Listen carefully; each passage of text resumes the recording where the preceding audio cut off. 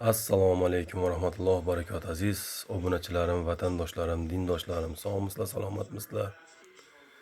Va qo'shni davlatlarda mani videolarimni kuzatayotgan barcha qardoshlar salomatmisizlar, tinchmisizlar? Musofir yurtda yurgan aka-uka, opa-singillarimiz Alloh o'z panohida asrasin barchalaringizni. Tan jonlaringiz sog' bo'lsin. Aziz obunachilarim, dindoshlarim, barchalaringizga Alloh kuch-quvvat bersin. Yangi kunlarni boshlab oldilaringizmi? Alloh bugungi kunimizni xayrli barakotli qilsin. Hamisha salomat bo'linglar. Boshlagan har bir yaxshi ishlaringizni Alloh bardavomli qilsin. O'ylagan yaxshi niyatlaringizni Alloh o'zi yetkazsin.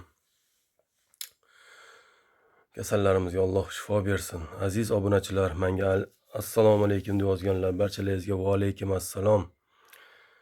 Kommentariyada fikrlarini bildirayotganlar, barchalaringizdan Alloh rozi bo'lsin. Hamisha salomat bo'linglar. Alloh barchalaringizga kuch-quvvat bersin. Bugungi bu videoni ko'rayotgan bo'lsangiz, bu natsist Amerikada yashaydi bu natsist. Bu protiv musulmonlarga ish qiladi.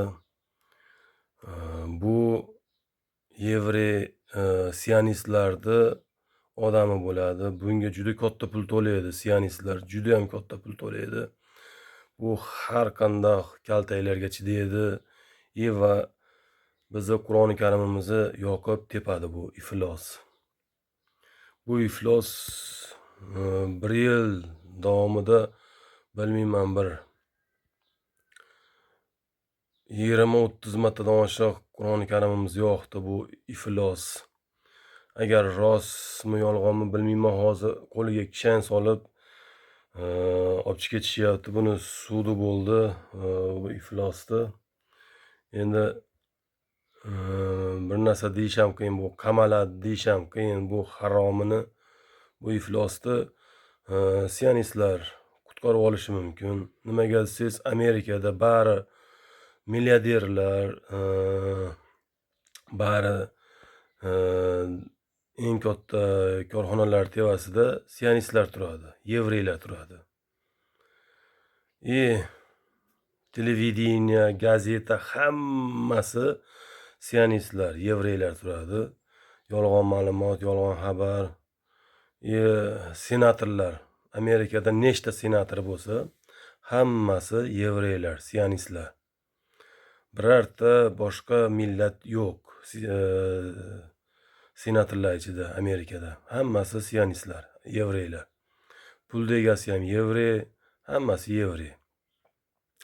O'shaning uchun men o'ylayman, bu iflosni, bu natsistni, bu yevreylar, sionistlar uchun ishlaydigan bu iflosni qamashayotgan bo'lishi mumkin, lekin buni sionistlar olib chiqib ketishi ham mumkin deb o'ylayman. Chunki bunga polni pul beradiganlar yevreylar, musulmonlarga qarshi bu hamma ishlar qiladi. Buni necha marta o'rta tepki qilishdi bu iflosni.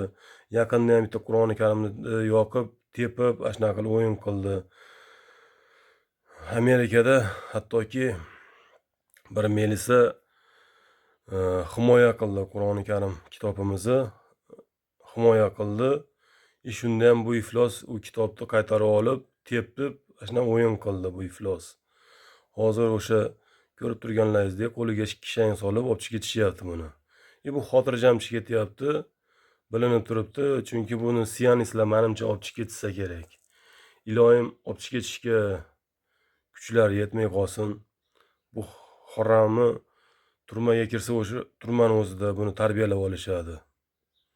Chunki turmada ko'proq musulmonlar, Amerikada ham boshqa joylarda ham musulmonlar turadi birinchi o'rinda turmada.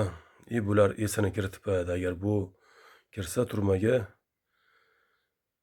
mishiqdek chiqadi. Agar ag'dan tirik chiqsa bu iflos.